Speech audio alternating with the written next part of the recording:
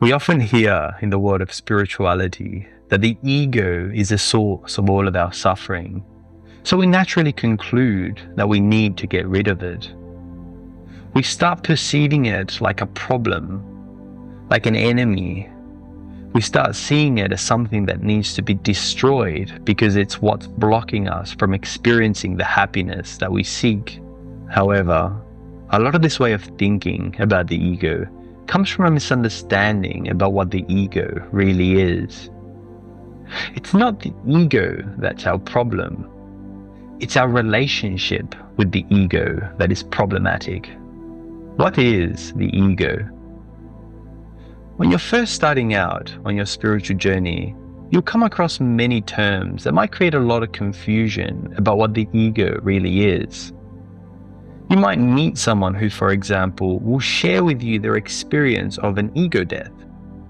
And then you might meet someone else who will tell you that the sense of self is an illusion based on an insight that they had through a mystical experience. So what is the ego within spirituality? At its most basic level, the ego is a sense of separation.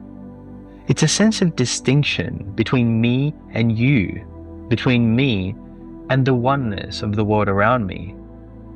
But that sense of separation was necessary to evolve. If I didn't have that sense of separation, and I went on a walk, for example, right now, and stepped on a brown snake because I couldn't distinguish between myself and the snake, it would bite me. Another way to put it is, if I really had that sense of oneness with the world, with no sense of separation, there'd be nothing stopping me right now from walking onto oncoming traffic, because there'd be nothing to distinguish who I am from the oncoming cars. So having that sense of self, that sense of ego, that sense of separation is a necessary feature. It's what keeps us alive. Another thing that adds to the confusion is how the word ego is used in different contexts.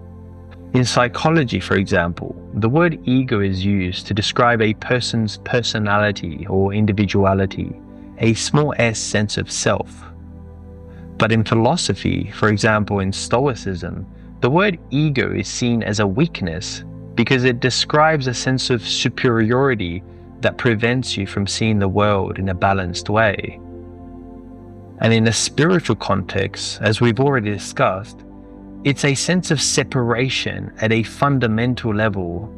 So as you can see, the word ego is used very differently across different fields. When you understand what the ego really is, you realize it can't be destroyed. Many of us try to get around that though by trying to bypass it instead.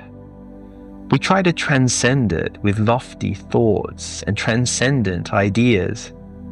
But usually that just makes us a bit spaced out, a little bit impractical, and sometimes a bit deluded. The reason why trying to get around or bypass our ego doesn't work is because we're trying to use our egos, which present themselves in the form of our thoughts, to free ourselves from our egos.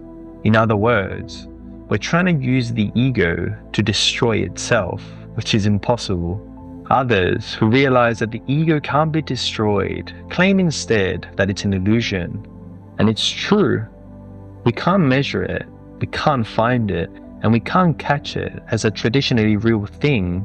And yet it is something that is operating in the background of our lives from the moment that we wake up.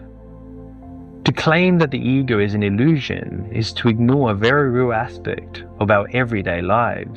So as you can see, the problem really isn't the ego, it's our relationship with the ego that is problematic.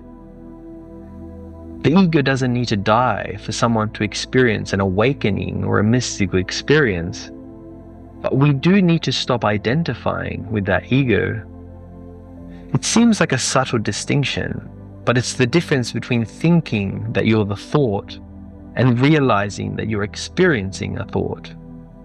It's that additional internal space between who you really are and the ego, so that they're not as blended together, that allows you to experience freedom from the ego. Weak ego is not the same as no ego. One of the pitfalls that many spiritual wanderers may come across is confusing a weak sense of self or weak ego with no ego. It's very hard to connect with that internal space that allows us to break free from the identification with ego when we're plagued internally with a sense of ungroundedness from trauma or insecure attachment or lack of clarity or even a low self-esteem. What many people don't realize when starting their spiritual journey is that you need to have a strong and healthy sense of self and ego before you attempt to transcend it. Without a clearly defined sense of self, it's very hard to explore, to observe, to disidentify from it. Your self-awareness is limited by having a solid sense of self to understand in the first place. This is the reason why in our work on Loner Wolf, we focus so much on healing and cultivating a better understanding of yourself through our articles and our tests and our products like the Inner Work Bundle.